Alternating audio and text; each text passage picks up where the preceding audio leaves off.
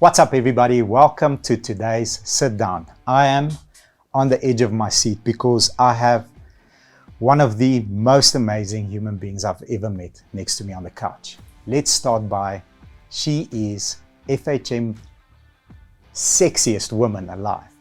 She is the face of the brands like Oakley.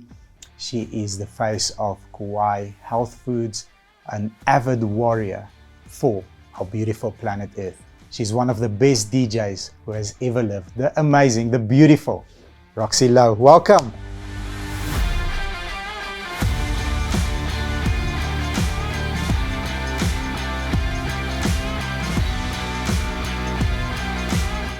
Thank you for that introduction. I feel nervous from that. Wow, I'm so excited to meet you. We've spent some time off camera and I can just feel you are not only a presence, but you're an amazing human being and you're very powerful. That's really, really kind. Thank you. The force is with you, my friend. So I want to dive into the interview and start off by saying it's like 3 or 4 years ago. You are 17. You know, what's going on in your mind at the age of 17? But I think we all know that you were a hockey player. You got discovered at a very young age and did surfing for Oakley in California at 17 already. So let's process maybe 13, 14, 15. Young girl, what's going on in your mind? I want to pick your brain at that age. Fantastic. I like what you did there 3 or 4 years ago because that really, it's such a compliment. Thank you. Well, it looks like it's 3 or 4 years ago. I think it is a few years back, but I'll take it. So we're reversing back from 17. Yes. I'm 13, 14. I'm going to high school.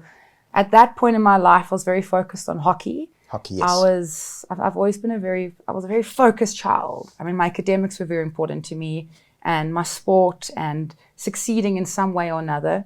I guess I grew up under my dad and, you know, he was a success. He kind of paved the way. I didn't know anything else but to succeed in something that I was doing. And I had that focus and determination. So hockey was my focus at that time. Come 13, 14, I start realizing that I'm pouring my heart into something that's becoming very repetitive. We're in a big group of people. I'm not expressing myself in such a way that I'm feeling very connected to what I'm doing. Because hockey was kind of, you know, amazing sport, but it was kind of placed on my lap because it was one of the school sports that I was playing. Got you. And going from that, I learned to surf in that process on holiday, where I felt so connected to the sport I was doing. Again, being a big achiever and wanting to be good at what I do, I just continuously went, but I also enjoyed it. So it got to a point that I had this decision to make because winter's hockey time or winter was surfing time. And that was very much an instinctive decision. And it was a hard one because the Olympics was the next thing on the cards and playing for my country, where surfing was, I guess it seemed as then like a bit of a washout sport because women weren't getting paid properly, women weren't really surfing. So it was very much a go with the heart, not the mind decision. And as you will come to understand, that's me. I'm very much heart-driven, very creative, not so much mind and logically driven. So that decision, I got to kind of a fork in the road. And the decision was, should I carry on surfing, following what I love doing, my passion, and learning to get better at that? Or do I follow this very clear path that's laid out? I was Western Province A, we're winning. Or do I stop what I'm doing and, you know, take another path? And that's the point that hockey kind of took a back seat and surfing was a new road. Very, very interesting. So, you know, knowing who Dad is and overachiever, an absolute legend, process that conversation that you had with Dad. Yeah, okay. If you don't mind, if it's not... Absolutely. No, I remember it so clearly. Okay. Dad, he looks at me and he's like, we've put so much effort and you've done so much. You've got to this point of what is success. And we're right there. We're right there. You want to go to the Olympics and you just want to flush us down the toilet. And it was a hard decision to process, obviously for my dad as well, because I had done, you know, these camps and there was a lot happening around, you know, around playing hockey and the sport, and emotionally Western he's Province, also and connected. emotionally we've been both connected to the outcome. And it was a bit of like a tiptoe thing, and Dad's so relaxing. He's very much follow your heart, follow your dreams Really? kind of dad. He's not someone that lays things out, but he's like, are you sure you're making the right decision here? And he'd like question me, and I just said, yes, it just feels right. And he sat with that, and he was very happy down the line, because after processing it for about 2 days, he had come to realize that in his interview with Sports Illustrated magazine, they'd asked him, what was your greatest sporting moment of all? Okay, so this is now Dad playing world rugby, coaching teams, like just doing incredible sport. Yes. I mean, he also played cricket, and he played soccer for Pretoria, for Gauteng. So I didn't know that. Yes, and he also, I mean, what else did he do? He's sports, athletics. I mean, he was a freak of nature. He is when he gets to sport. But his greatest sporting moment was a barrel at Jeffreys Bay. A barrel? A barrel at Jeffreys Bay. So I reminded him of this. And I said, I'm kind of living out your dream if I take this road that you didn't actually want to live out. So I kind of maybe played a little bit of, reverse psychology on him there. I don't know if it's the best thing. You've got that woman intuition. Yes, but I was like, Dad. Which angle to take? Yes, I was like, I know what you told me, and I've seen the article. So if you could do it again, what would you do? He's like, I really do love surfing. And I'm like, and we get to surf more together. And he's like, okay, cool. Let's do it. Done. Done. So at 17, you get spotted and off you go to California. I mean, you're a very attractive young girl on your own in California. Maybe you can process, some of the challenges that you experience. How is it like? Is it your first time out of South Africa? Is that the first time you leave the country, or have you traveled a little bit by that time? So by 17, I'm obviously in high school now. I'm going for my A's. Like I was quite a good student. My maths teacher hated me because I was a top student. So I had to kind of leave maths class to go and travel. The first trip with Oakley was to Brazil. To Brazil okay. Specifically. Okay. And it was quite daunting because back then, I mean, we weren't as connected as we are now with roaming. I remember doing reverse calls from the hotel, getting hold of my parents when I eventually made my way to the hotel. Very challenging on your own, me being on my own, but I had such a great support system from Oakley. Okay. The marketing manager, Seth Hulley, went with me on the first trip because of my age, and he acted as a mentor and a guide through my journey, which was just absolutely incredible. And my dad, he's also good friends. He got to know my dad, became good friends with my parents. So I was in very good hands. So the support was sufficient. And, you are doing your thing and you're surfing, and boom, a photo gets taken, and the photo obviously gets seen, and you get a call. So that's how the modeling career starts. Yes. So all of a sudden, I'm back from the trip. This marketing material starts coming out, and people start calling me from all over the world, sending me photos of myself in airports, on billboards, like on trucks. On billboards without your permission? Yes. No, Oakley and I, we had that contract already. So that was already in place. So now they're pushing. Yes. I mean, I didn't expect it to take off like it did. And it just like all of a sudden, without knowing what was happening internationally, I was just starting to become aware of what I actually got signed up for with Oakley. So I didn't realize the extent of what I was getting into until everything just started kind of tornadoing. Amazing. And like at 17, process like the conversations with your friends, like, girl, it's happening for you, or are you receiving a bit of pushback? How's the relationships with first family, mom and dad? How are they? Let me ask you this first: who was tougher, mom or dad? Who was tougher? Yes, who was tough on you? Oh, mom is a very powerful woman, and she's amazing. She's a strong woman. She's a businesswoman. She's a creative. She's intellectual. I would never say tough. She's amazing. So the softest heart. Dad, I would say more disciplined when it gets to him knowing how to get to what you need to do, and how to get to where you want to be, knowing what you need to put in. Okay. So dad's very aware of that. So Like if you're cause not... and effect. Cause and effect. Cause and Absolutely. effect. And I guess that's how men and women work differently. Men are very Yes. much structural and very much logical, and very much this input, that output. Ladies more emotional. And more emotional. feeling. And Roxy, you're not having a bad day. You just relax. Dad's like, no, just put the hours in. That's what I would have done. So it was a beautiful balance between the two of them. Never had pressure. I think the pressure came from myself more than anything because I'm an overachiever as it is. So yeah, that discipline came from me, which was probably a reason why they were more relaxed. They just knew I was putting my energy out in the right direction. And at 17, you've sort of started forming bonds with peers at school. How is that developing? Do you still speak to some of your friends at school? Are you still homies with them, or does the wave of life just grip you and just take you away? Yes. Is this then, or is it now? Then. So we 17 and all these emotions are coming at a fast pace. School for me was a funny place. I didn't have a lot of friends at school. It was a funny place for me as well. I hardly went, unfortunately. I hardly went, and I just worked it out because I had relationships with my teachers. I think I was a little bit older. I was a bit of an older soul, and I was focused on the outcomes of things. And I guess the kids at school was trying things and doing things that I didn't need because I was chasing bigger goals. Yes. And I felt like it was very small in a sense of where I was in my mindset. And I think I grew up really quickly with my dad and the exposure to the world as it is. We also spent time, my dad was coaching rugby in Italy. So I grew up, spent a year in Italy as a child. Wow, how old? Yeah, I was 8, but I remember it like it's absolutely everything. And I guess that's why my hands are going like this, and I love Mine food. also. So had very much an Italian influence on my upbringing. And then being exposed to the world, the games and the things, I was very much on my own. So a lot of my time at school was spent in the library.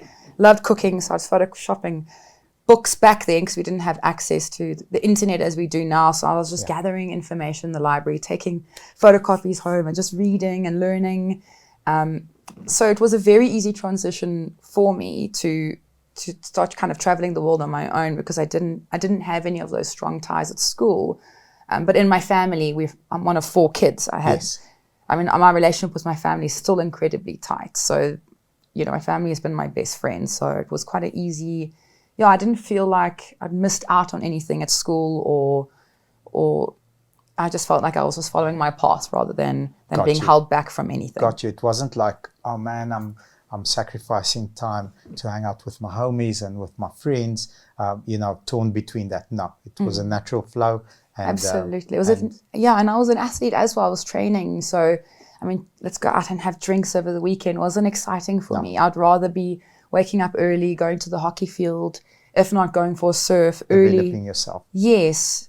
Yeah. Constantly. So just constantly rather being kind of planting seeds for my future, especially when I had all that energy, rather than exploring things that I had probably had the opportunity to explore at my own house. My mother was very free and open-minded. So if we wanted a beer, she said, have a beer at home, learn here, here's your playground. And it's safe. It's safe. Bring your friends here. Grew up on a small holding, so very much a farmhouse where everyone would come and play, and we had the pool, and so it had always been the gathering house. So there was nothing I needed to go and find outside of home or outside of what I was working toward. Beautiful. So I want to bounce back and forward if you don't mind.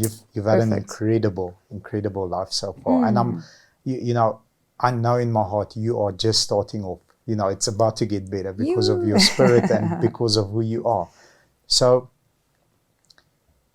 knowing what you know now, taking you back to the time when you first get discovered and, everything, all the emotions and you're starting to get success, what are the 1 or 2 mindsets that you feel you can share with people that are 17 and, going into life, going into the exciting part of life? I was miserable at school because I didn't enjoy it. I didn't go because I wasn't stimulated. Not everybody learns, the parrot system. Here's a bunch of stuff you need to go and read and then, regurgitate in 2-3 days. Yes, So 100%. what are the 1 or 2 things that you can say, this mindset will help you. So you're talking to, the 17-year-old version of Roxy into the camera. Yes. So taking what I've learned now, Yes. I think just the pressure of school. I mean, it's so unnecessary, and that the pressure of having to do well kind of unravels what you're doing. And I guess it's the learning journey and learning and enjoying what you're learning rather than just trying to get outcomes. For example, you're working toward your A, but you're not looking at the information that you're taking in. If I had to go back and do history now, I would love to have applied that to my life, or actually have taking it in a sense that I would have understand it rather than applied it to situations now in life, because history tends to repeat itself. But I really hated history because I didn't understand it. I had to remember numbers and had to remember names. If I could go back and try and understand it from a storytelling perspective and kind of relate to it, it would have been a lot easier for me. And just taking that pressure off, because school isn't everything. You've got things outside of school. You're obviously connected to certain things that might lead you down a better path. And if you're forcing it and you're forcing your academics and you're forcing certain direction, that forcing is just a sign that you're going in the wrong direction, and rather just go in flow state. So you'll find things that are easy in life that you want to flow with, and maybe that is maths, and maybe that is PE or whatever it is, and rather put your energy in that direction, because from there it just kind of flows and flows and flows. It's like going down a river rather than fighting the stream. Amazing. Wow. Thank you. Yeah. I think I hope that makes sense. It's absolutely. quite a mouthful. Absolutely. And a lot of young people feel the pressure. By the way, mom and dad had incredible EQ to be able to allow things to happen under their supervision. But it's all cool. Do it here. Where sometimes, kids are forced into, I'm a lawyer. This is what you're going to be. So you need to become a lawyer. Yes. Dad's a lawyer, so child needs to be a lawyer. And so it kind of, 100%. Yeah, it's tough. That makes it very, very tough. So it takes a village to raise a child. It took the entire planet to raise you, because you've been, I don't know of a country that you haven't been in.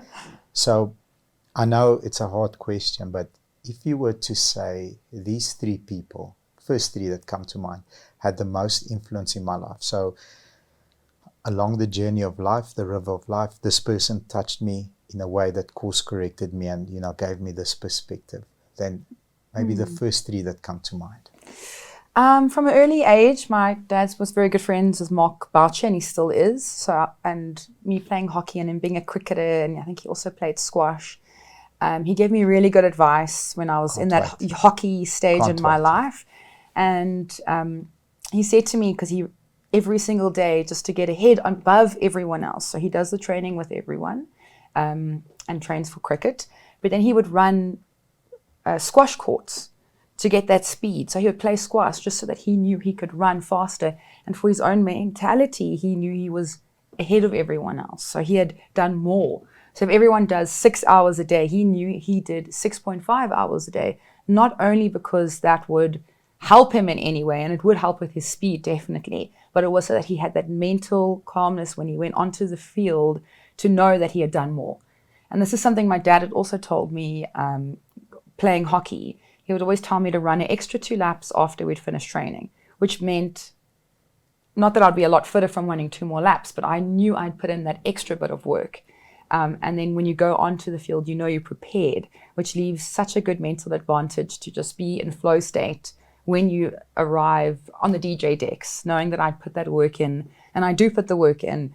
I just know that because I've put that extra work in, when I get up there, I can completely relax, respond to every environment around me, and then rather respond than react. Amazing. So confidence comes from preparation. Yes. And the fact that you have prepared more than everybody else gives you that mental confidence. So my all-time favorite athlete is Kobe Bryant. And, there's not a single interview or, a little short on YouTube that I haven't watched. And purely because of this. And it's the same mindset where he says, if a normal NBA player trains 10 to 12, takes a break, and then trains in the afternoon 4 to 6, he wakes up at 4. He trains from 5 to 7 and takes a break. Then he trains from 10 to 12, and he does 5 more training sessions than anybody else. And over a space of time, whether it be a year or 2 years or 5 years, you've done so much more preparation that you sort of walk on the field and nobody can compete against you because of the distance you've traveled. Yes, and thank you. Love yes, that. and Johnny Wilkinson as well. I remember him saying he would spend Christmas Day just kicking balls. So that it just, I guess it's the same application across multiple sports and different things, art and creativity as well. And I guess that goes down to work and prepping for presentations.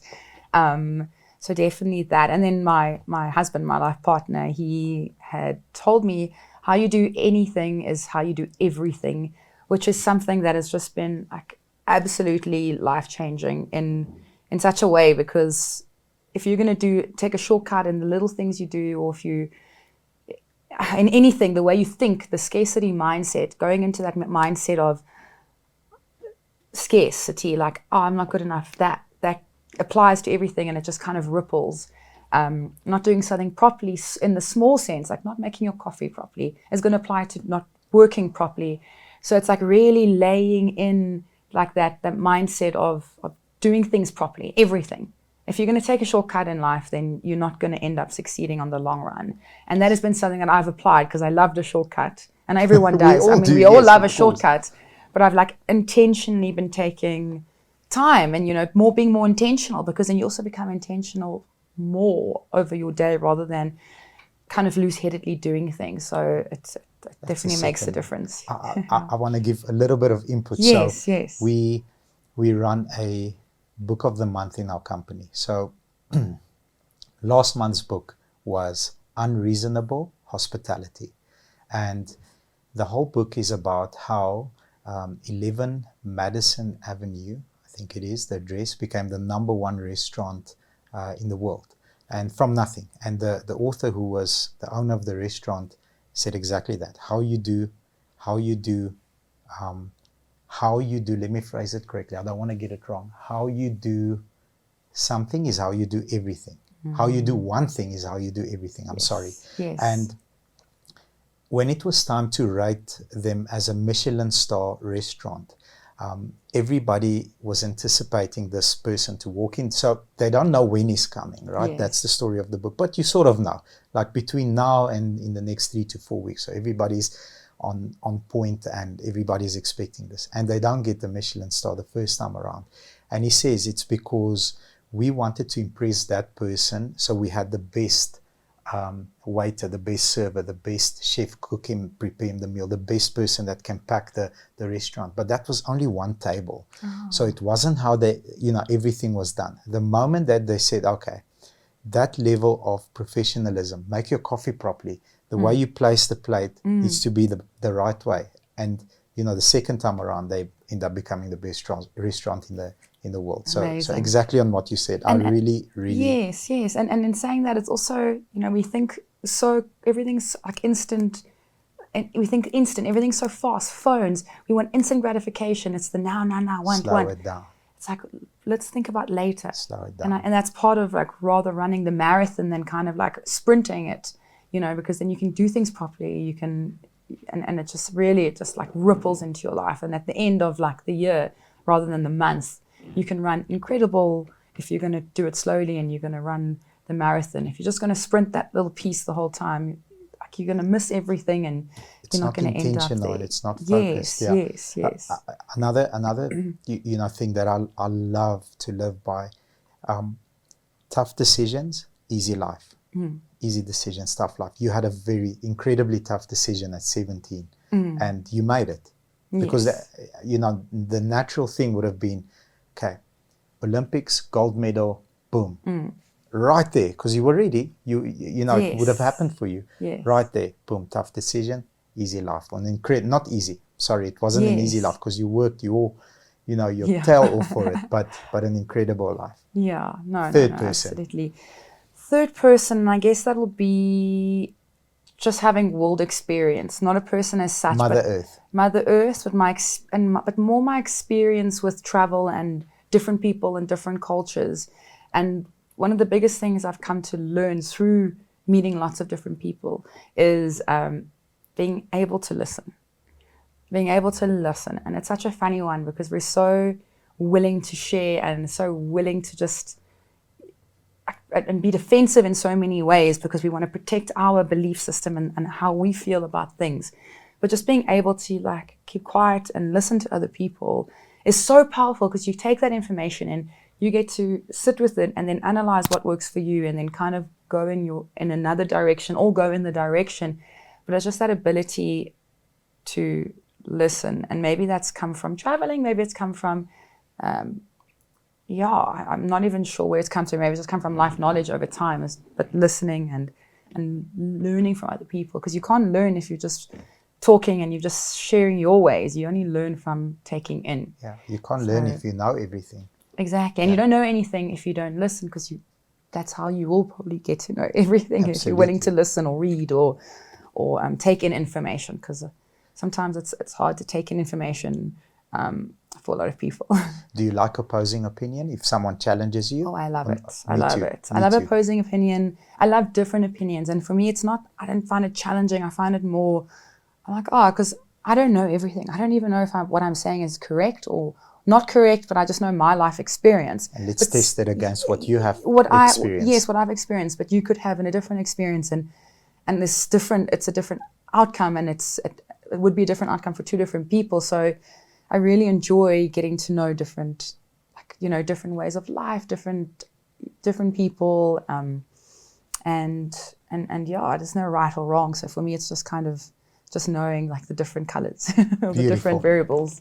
Beautiful, beautiful. Okay, this segment of the interview is called Landmines. So we would like to ask you, some of the, I won't say mistakes, but some of the fumbles that you might have had in your professional career and said, that wasn't perhaps the best move for me. I stepped on a landmine. It was Aina, but we're going to plot the GPS coordinates and say, okay, everybody, this is, something that Roxy taught us. Don't step there. There's a landmine there. If you don't mind sharing maybe one or two. Yeah, so it's a bit of a tricky one because I feel like with mistakes comes the lessons and you grow out of it. Comes the growth. And also in business, you're not going to be successful if you don't fail at 50 businesses to start. You need and those 50 ideas a day. Yes, you need that failure to really get to know yourself and also get to know what works and what doesn't work to find that that way. But I mean, there's decisions I could have made that I would have definitely. They got to points in my life, and I think it was when I hit around 24. I kind of felt like my career was over. And it's a funny thing that I see with the rugby players as well, until recently, until the recent World Cup, that a lot of the players thought at 24, 25, my career's over. We're talking 10 years ago. Yeah. And the same with the modeling. When you think you're 24, you're done for. And now you need to start thinking about what's next. And I took my feet off the pedals from the direction and the momentum I was in, because I was like, I'm getting old. I need to think about what's next.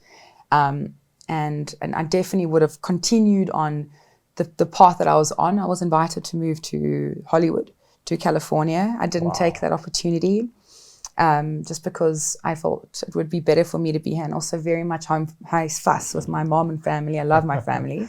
Cool. But it would have been a great career move for me. I was at a wedding and I had been asked to do the Super Bowl, a Budweiser Super Bowl commercial. Wow. But I'd flown to New Zealand and I was sitting at this wedding, and my partner at the time wasn't very pro me leaving the wedding. So the decision was to just rather let it go. But that would have been something that would have been incredible. But I guess just thinking my career was over, and I don't know what headspace I was in, but I wasn't in the headspace that I should have been in, which is, just part of life. But I guess it's just realizing that you're never too old, too young, to go for your goals, to start something new. because that was definitely something. Like me fighting with my age at 24 was the silliest thing. And like I said, the rugby players are doing the same. I know of so many players that thought they're done for, but looking now and then looking at like how some of like Skalk Brits and our players that are playing at the age that they're at, we were just clueless. We didn't have, I guess, the technology, and I'm not sure what it comes down to, if it comes down to supplements or what exactly, but we do have the ability to still be young in our 30s. Like 30s were old, you had to have kids, you had to, it was just so different. And I'm in my 30s, I don't have kids. I'm chasing a new career in music. So whatever the age, don't hold back. That's all I can say. Beautiful. So don't play defense. It doesn't matter if you're 16, 25, 35. Yes. Just offense. Go for it. Yes, go for it. We're saying that in the modeling world, I think it is good to go for it. But at a young age, it's really important to have a mentor, to have really good people looking after you, making sure that you're safe, because you just, you don't know where you're going, especially now social media. I've just heard horrific stories of people thinking that there's a photo shoot and then just like going for it. But you've got to be careful, especially as a young girl in the world. It's not as safe as it seems. So it's just having the right guidance, the right mentorship, just getting right team and being guided in the right direction, because it can be dangerous as well, not being too scary, but just knowing that you do your research and on everything, because that's really important. Beautiful. I want to touch on the career that you are currently so successful in. I mean, how does that happen? Do you one day, at a house party, like, let me play you guys some jams? I'm always interested. Or is it something that, okay, I can do this. This is like every time I see a DJ on TV or every time I hear, okay, this mix makes me get goosebumps. Let me try it out. How does that happen for you? Yeah, so the music started, I've always had an absolute passion for arts and music. Where I fell off, and I think I remember being 1, 2, 3 and going for music classes. And then we ended up having to write and read notes. And that's where I fell off. I was like, not for me. I love this music thing. I can't grasp it. And I know my music teacher, and I saw the other day, because it was so funny, I bumped into her and she was like, Roxy, I knew you had it. And I was like, but these notes, like, how was that music? And I guess then we didn't have the opportunity to work with technology. Yes. And I've always been very much tech driven. So that's kind of the start. And then I'll jump to the middle. Back in the day, like burning CDs. I didn't do it, but I'd make CDs for my friends. We did it, We did it. Neither of us did it. Got music. Music's always been very inspirational for me. Before all my surf contests, it was always music that had motivated me through everything.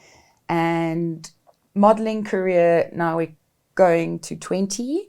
I get asked to play, because I love dancing. I was always out in the clubs. The club owner asks me and Tracy McGregor to put together playlists for Tiger in... Tiger here in Pretoria? No. Eventually. But it started with Tiger in Cape Town. I thought ours was the original one. I was wrong. That was my jam, by the way. No. Yes. I did come up because... So it started with the first Tiger in Claremont. Okay. And then it ended up being Clapham. And then there was this whole franchise across the country. That was awesome. Yeah. Best days of my life. It was so amazing. And we ended up in Pretoria and Hatfield Square. I ended up playing at Hatfield Square, the old jaw. Home sweet home. Yeah. Drop Zone. Just flashbacks, my friend. Good ones. Handing out tequilas and what are those little creamy springbokkies? Yes, springbokkies. Yes, thousands. I used to have thousands of those. Yeah. Wow. So the club owners had me and Tracy put playlists together. Wow. Yeah, it was amazing. And it wasn't just playlists. So it wasn't mixing as such. I've got to be really honest. I wasn't a DJ. I was a DJ. Yes. But I had to still take people through a journey. For those 30 minutes, we would go against each other and see who gets the crowd the loudest. And alcohol brands. That must have been so much fun. So much fun. The alcohol brands would be sponsoring it, so we would be pouring tequilas down people's mouths. It was such a joy. And it just continued throughout South Africa, and it was such an amazing feeling that I really hung on to it. And I continued, Tracy and our battles kind of dissipated. And I continued to book a couple more of these across South Africa. Not mixing still, it was very much play one song, wait for it to end, play the next, kind of fade over to the next. But it was enough to get the crowd joining. And you know, that was the whole jaw. Come 2017, I get booked for Veyfault as an MC for Miss World Swimsuit or Miss Swimsuit or something. I'm DJing again, me and Nas Botha's daughter were up against each other. Awesome. Similar setup. Now it's Afrikaans music, which was the first and only time I played Afrikaans music. But did you enjoy it? I really enjoyed it. It was such a joke. Everyone was socking and ended up partying, and it was amazing. Then from that, I took a step back from the industry, from everything. It was music, from modeling, and I just took a year to myself. I went to India just to go in Zen, to Thailand, studied yoga, just wanted to like reflect on my life and reflect on everything I'd done, and just to slow down, just to like find myself again in the midst of everything that, like, this crazy life and career and just one after the next. Yes, it was just busy, moving, carrying on. And then it wasn't until after that, and then through that, I started teaching yoga for quite a bit of time, just sharing the learnings that I had learned over all those years. So I just had to kind of like structure it in my brain in that year that I just kind of took off, and then I could share what I had learned. And I taught this through yoga and also through psychology, like helping people with problems and like working through that with numerous people, just out of that like pure reason to give back. And from that journey, lockdown happened, where it was oof. But I guess everybody. And then I'd started doing online classes during lockdown just to like offer some mental health and mental support through the period necessary. And physical movement. I just felt a calling for that. And what was amazing through that, it was all driven through music. So the whole journey was basically a sonic journey that would be like a slow, it would just be like meditation and relaxing and movement to music.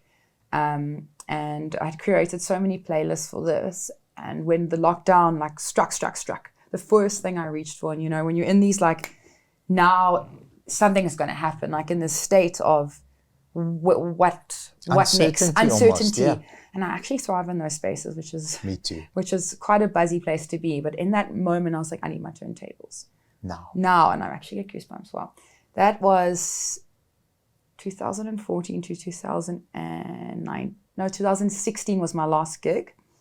Yeah, of course, it was your gig. 17, 18, 19, 20. It's 4 years later, and the first thing I did is I got turntables. And I would sit by those turntables, and I was like, I am just going to figure this thing out now. I'm going to learn how to play properly. I want to really, really just lose myself in music. And I needed the music as an escapism, but also, it was just, I wanted to bring it into my yoga. I just felt a draw to the music. And I spent all lockdown just playing. I was a complete DJ at home. Got asked to play gigs, and I was like, at that point that I had learned how little I actually knew previously, my over-perfectionism was like, wow, I'm actually not going to play until I really figure this out, because the preparation part of you comes out. Yes, you only know what you know. So I didn't realize how little I actually knew, even though I was at Hatfield Square opening up for Goldfish. I had done all these amazing events. Just from music selection, which is a big part of it as well. Yes. But I just played, and 2022, last year, I stepped up to the stage and I just played a set. I put a set actually out to the world as well on my Instagram, which got an incredible amount of feedback internationally, where record labels and people had started messaging me and saying that I should play in Ibiza. And I was just reading these comments and thinking to myself, you know, like imposter syndrome. I don't actually know what I'm doing. And I guess this is in everything you do. There's this imposter syndrome that kicks in. And it's that self-doubt. It's that voice in your head that you need to silence. It's what stands in the way. And I it was just such a boost of confidence. So I stepped up, played my first gig, and it was a screaming success. People went nuts.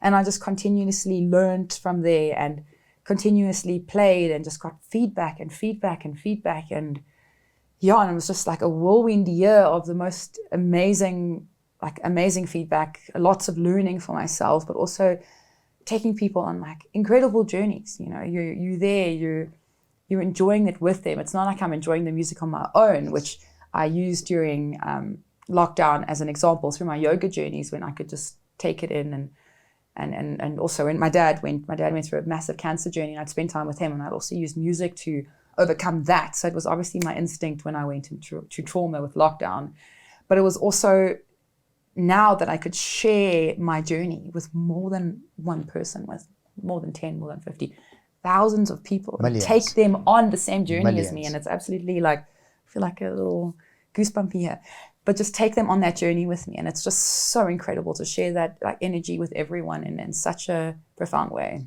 Your passion is electric. My friend, this room is on fire just from your pure passion. And you know, you are an overachiever. You are a massive success. And I've spent very little time with you, but I'll give you my feedback. Normally, I'm a very good judge of character. I meet a lot of new people. You're constantly repeating, I don't know anything. I'm learning. I have to practice. I have to get better. That mentality has led to this incredible life. And that's why in the beginning of the interview, I said, you are just about to get started. You're not even started yet. Like, high five. Thank you. Well done. Your spirit Thank you. Like I said, this room is electric. These lights are going to go brighter anytime. Thank you. It's amazing when you find your flow state. And as a creative myself, never finding my art was always something. My mother is she's a sculptor. She's an amazing artist. She comes from a family of artists. I mean, artist. Her mom was a nurse. She taught nurses, nursing professor. Okay. And then her dad was Afrikaans actor, Fani Becker. He was in the Lollipop and all these Afrikaans films. Amazing. They weren't released until now. So she grew up in the Baxter Theatre. So that's my mom's side. And then my dad is obviously the rugby, very creative as well. Yes. He's a free spirit, but also very much intuitive and a creative human. And I never found my art, so I'd painted and it's never sat. And I tried and tried and tried, and I knew it was the music, but I couldn't write and I couldn't read music. Yeah. And I really feel for the first time, and out of everything I've done in my life, in my whole career, the surfing and everything, this has been the most natural to me without any resistance.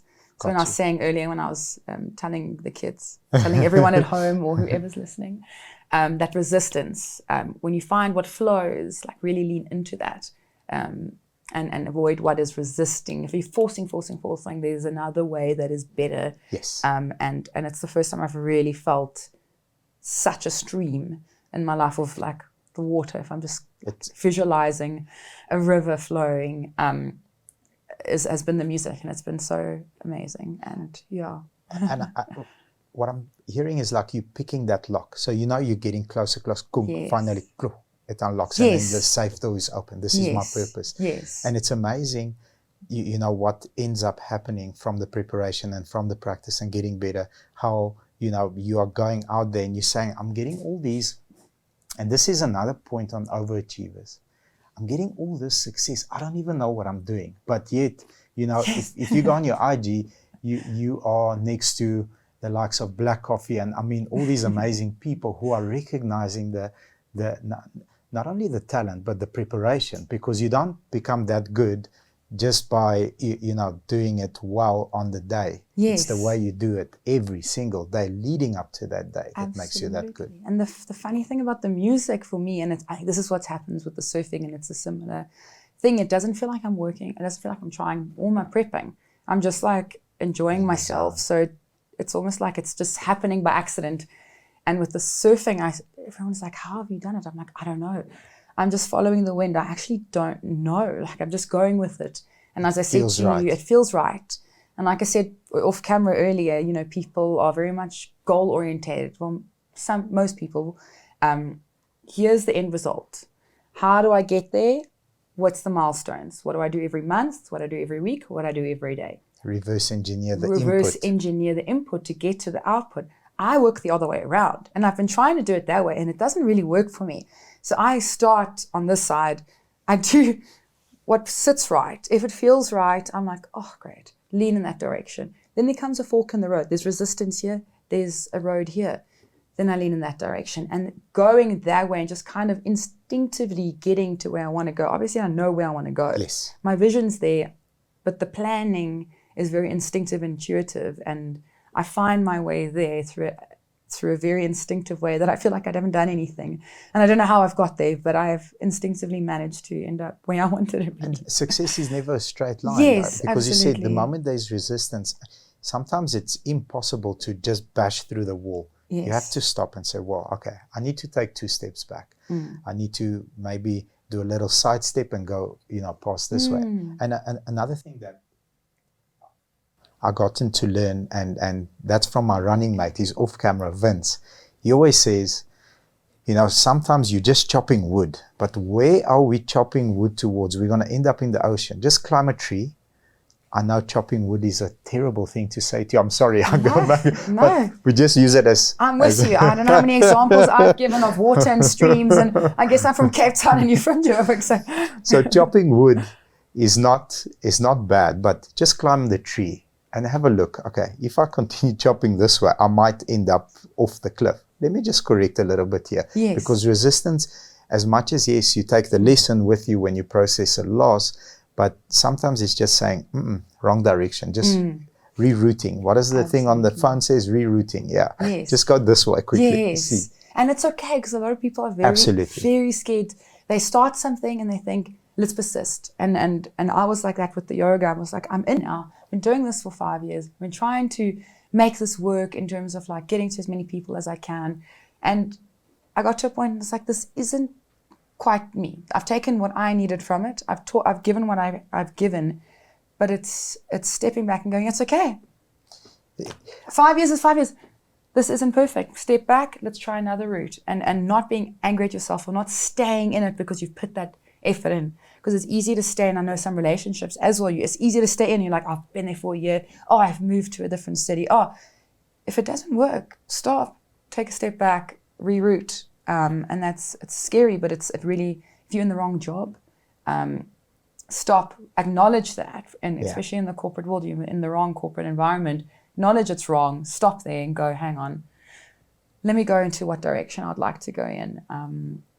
And that's also a big scary one, because I also went into corporate for a little bit, and it was like not gelling perfectly. And I was like, okay, I'm glad I've decided to take, something that's I guess the harder route, because you're all of a sudden free on your own, but definitely the best route at the end of the day.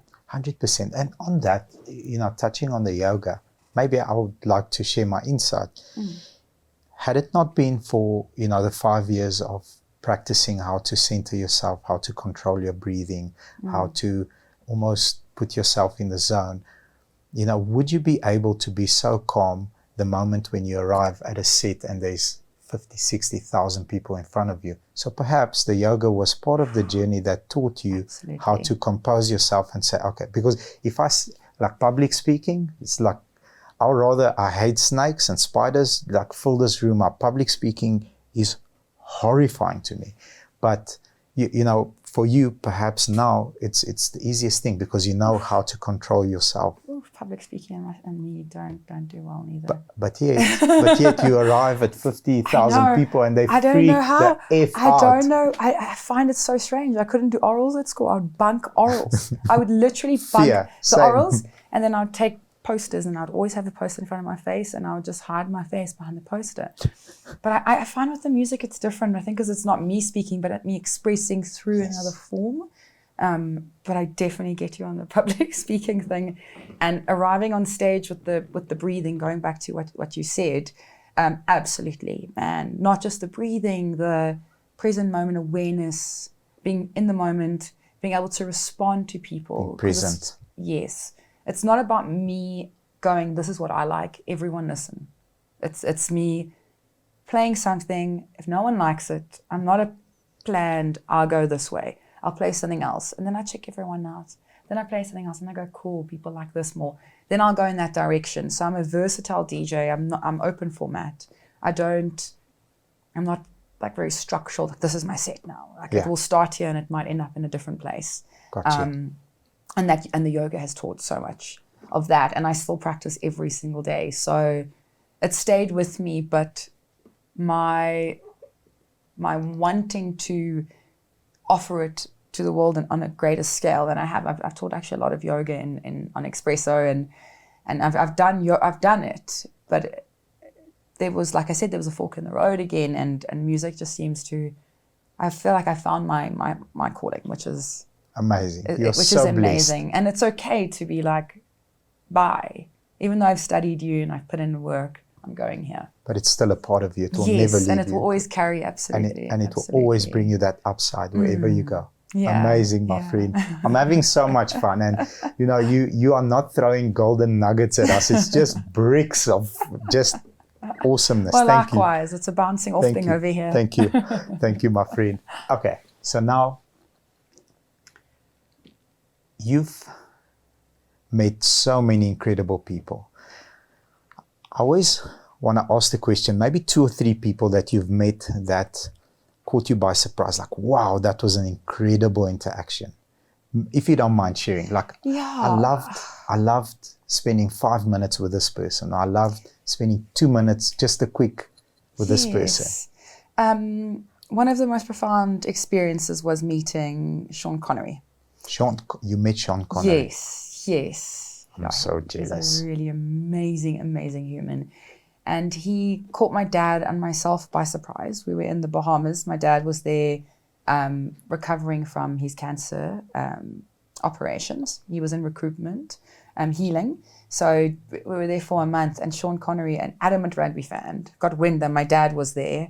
And he just turned up at the house with a tea bag and said, can I please come for tea? Rob, I would love to share my story and I would love to have a sit down with you. And it wasn't even 5 minutes in, he met me. I think I opened the door. I was like, Dad, who's this man? And I ran away. I was so shy. And then I ran back and I was like, it's like the original Sean Connery. Yeah. And he shared his story. And in a few minutes, he said, you need to speak with confidence, because I was very shy, very, very shy person. And I still am many times. That's why I hide behind my headphones and my laptop, one of them, and my controller. But he said, Shay, be more confident. You're so beautiful, and just carry that through, and especially in your acting and in everything. And he didn't have to give me anything. He didn't have to be there. He didn't have to share his story. And it was such a warm moment, and a very, very special moment. He's absolutely amazing human. Yeah. I'm really jealous right now, and jealous from a nice place. I'm like, shit, I wish I was a fly on the wall when that meeting took place. So, if you could spend a day with anybody, who would that person be the entire day, and what would you like to unpack and process with that person? Oh, a day with anybody. That's such a tricky one. I've got so many interests. I'm going to be a bit of a nerd, and I'm going to say Elon Musk. What would you like to process with him? So, there's 2 things. He loves Mars. His obsession with Mars, we absolutely know. Yes. His need to save civilization. Yes. But we have our planet at the same time that's dying, that needs saving as well. But I know meteorites can hit us and everything. I just like to prick his brain and hear what else is, in the pipeline. How far is he? I think he's an alien. He's an alien. Yeah, I think he's an alien. He's probably an alien. That's the only reason he's obsessed. He must have, I don't know when he landed, but I'm glad he landed. We need to go here. look in Another Pretoria if there's any landmarks that we don't know of, or that's hidden or hidden zones. Yeah. Hey, he's quite an interesting human. Growing up in South Africa, and I guess growing up in Pretoria, he doesn't come back. He's just like, there's so many problems here. Yeah. But he thinks so big. He doesn't think about the now, and he thinks so big picture. He's like, there's big thinkers, and then there's like the now thinkers that worry about the tomorrow problems. Like, I'm thirsty, I'm hungry. And then there's the big thing is he's just like a really huge thinker, and it's just really fascinating to pick his brain and spend some time with the guy. And as much as he's a big thinker, he's also a practitioner. So, you know, I'm going to do X, Y, Z, but before I get there, I'm going to buy Twitter. Okay, but there's too many robots. I'm going to jump out. Okay, there is proof that the robots are actually less. I'm back in. Okay, I'm on. Buy, you know, go lawyer, boom, jump off. You know, handle Tesla. Amazing. Yes. And then, I mean, how many rockets failed? Like, I mean, the mentality to like pump cash and watch the first one go down, watch another one go, watch another one, and still stand there like, and keep a team motivated. I mean, wow. The ability to bear pain. Was powerful, eh? The ability to bear pain. Very, yes. Yeah. So, okay. Let's see if you can go like dark. I don't know. I mean, you're so good. I don't think you've got a dark side, but I'm going to try. I'm going to try and bring out like a little bit of dark. Okay, dark's good. There's a room. There's dark to all the light. Yes, I agree. I mean, it can't be light without the dark. Sorry, hang on. Yes. Here we go. Yes, no light unless, And after light, sometimes there's dark, but more light is coming. Yes, it's a balancing act. So there's a room. You're a fly on the wall. Now, dark. You want to overhear a conversation. You want to be a little bit nuskierig and you want to, you know, just listen out for something. Who's in the room and who are you eavesdropping on? Jeez, I would have loved to know what the hell's going on with Eskom, to be honest. Man. I mean, if we're talking about in the dark, I mean, we might as well just bring Eskom into this whole thing. Please let there be light after this, whatever happens now. Eskom, please. That. What is going on? I mean, flip. To run the whole fucking country into darkness over... I'm so in the dark. I would love to know what the fuck is going on. Excuse my language, but I'm losing my shit here. I think you and the rest of us. But what's incredible to me is there's no... So I would like a leader to stand up and say, okay, we failed here, here, here, and here. Okay, we did. Doesn't matter if it was this person. We are all in this darkness together. But... here's the plan. Present us with an action plan. Either we're going to go and raise capital from whoever, Russia, America, China. Yes, we've got BRICS. Come on. Yes. We've got a team behind us. Like, what are we doing? An incredible team. Yes. You know, and within the next, so we're going to bear through this pain, the ability to bear pain for 36, 48 months, whatever the number is. Give us a number. Let us prepare. After that, these 5 things will take place and we give you our word. Boom. You know, Eskom will be sorted. That's not happening. 100%. And it makes sense for BRICS. We're all working together. Yeah. We want to push each other up. We want each other's economies to do well. I would love to know. I mean, you know, I'll go for president if it I'll make a vote for you, my difference. friend. I'll vote for you. But, you know, a fly on the wall in that room, I think there's no space on that wall. There's lots of flies that are busy. Flip. Yeah. No, but I'll definitely vote for you. Books. Love reading? Yes. Maybe 1 or 2 books that have, you know, left a message with you that you would like to share? Yeah, so books are, I mean, I read a lot of books and I'm very much like into the self-help, very, very much how to do it yourself, kind of psychology books. And if I think about the books I read, it's like The Power of Now has been amazing. Yes. Being in the present, definitely something powerful. Going away from that self-help group of books, The Alchemist was amazing for me. And I guess they're going back to me not setting a goal and then working my way back as the conventional way is, but rather, here's my goal. Let me see where my instincts take me to get there. As part of The Alchemist, and that's how I resonated with that, and it just reminded me that what I was doing was okay, and I was on the right path, and I was on the right journey. So those 2 books definitely made quite an impact. And then there's quite a few books on health and nutrition, specifically Superhuman. Superhuman. It is from, what is his name now?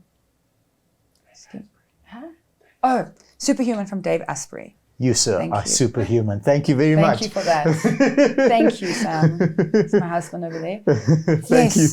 Yes, Dave Asprey, just his philosophy in health and wellness. I just learned so much about the chemicals and obviously what you eat. And it's something that powers sport, which I'd taken on. But then in my career, I wanted to do sports nutrition as something and then my dad getting ill and using nutrition to help him through his journey, to now just knowing the effects of food on my output, and that resistance coming from like eating the terrible stuff, just having that like hangover from terrible food. And listen, we all have our days. I will eat whatever I want on a Sunday. Like once a week I'll eat anything. Doesn't look like it.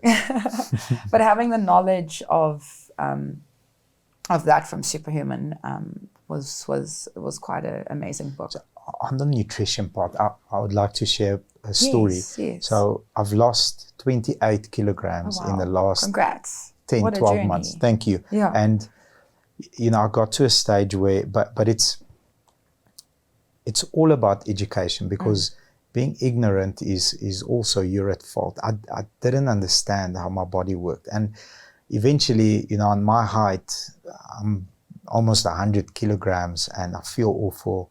Our company is growing. I have to be a strong leader. I have to be, brave and work long hours. I seek help. I said, listen, 4 o'clock, my tank is empty. I've got nothing.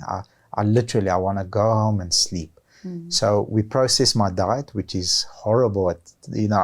I'm having a cheeseburger, but a Coke Light, so I'm the chemicals, yes, 100%. Fix my food, and within a week, boom, energy levels are through the roof. Everything Amazing. Just, you eat for, I'll never forget this, the guy that helped me. You eat for performance or pleasure. You make the decision. Love that. Either Love performance. that. Yeah. I love that, because they've got such a, and it gets controversial in many ways, because everyone's promoting, eat what you want, every different body type. No. But for me, it's not about my weight. And I've been 10 kilos skinnier than I am what I am now. I've been 20 kilos heavier than what I am now. But it's how you feel. Yes. And it's not about, and I know when I was modeling 10 Ks lighter, eating Coke Lights, eating jelly beans to keep my energy going, having lots of caffeine, it's for me, it's performance 100%. Yeah. And it's I think it's being educated on that rather than being, be supersized. Be what makes you happy and what makes you perform in a way. And if you're not educated in such a way, you wouldn't know, I guess. So it's also just that education part, which we don't all have. It's very important. Yeah. So important. Wow. My friend. May I call you a friend already? Yes. Thank you very much. This has been an amazing journey. I want to dive into first car. I tell me it's a Golf. It's not a Golf. No, damn it. One more My first car was a Golf. One more guess. I don't know. I'm scared. What was your first car? A Honda. It was a Honda. Which one? Ballard. A Ballard. It was a VTEC. Honda Ballard. Yes, that thing went. A VTEC. I think it was a VTEC. Probably a VTEC. I don't know. I'm nice. not, to be honest, I've never been a very much a car person. Okay. I drive them, Okay. As long as they just keep going, I'm happy. So they take me to the surf and and it went. Beautiful. No, this guy went. No, I do like a car. I do like getting to places safely and quickly. And what is your favorite car? Ultimate car? My You'd be favorite like, that's car. A cool car. I mean, this is a tricky one. Flip. What I can say is I dreamt about an orange Ferrari with blue interior, and I don't know why, because I'm a very neutral person. An orange Ferrari with a blue interior. I don't know why it was in my dream, but I do like very much a black, sleek. Audi TT was my favorite car for ages, because I live in the city and it's so nice just to park that little boy. But I don't know, this was in my dream, so... My friend, an orange Ferrari with blue interior. seats. It sounds horrible, but it's on the stars. I don't know why it's in my dream, but the sky is arriving. I had amazing collaboration with Reynolds in 2014, and we brought out a Roxy Low limited edition Reynolds hatchback stepway. I saw that. Which was very, very cool. Perfect surf wagon. So, yeah, that was a special moment. But I've had so many cars. I've gone through a lot of cars. You've gone through a lot of cars. A lot of cars. Good. Many more to come. Yeah. So what's next? Tell us what's next. What can we expect next? Yes, so in a month's time, when is this air? Very soon. So that's not months. Okay, so a month is fine. Yeah.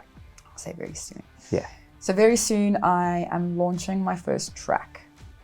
What? Yeah, so I've produced a beautiful song. I can't wait.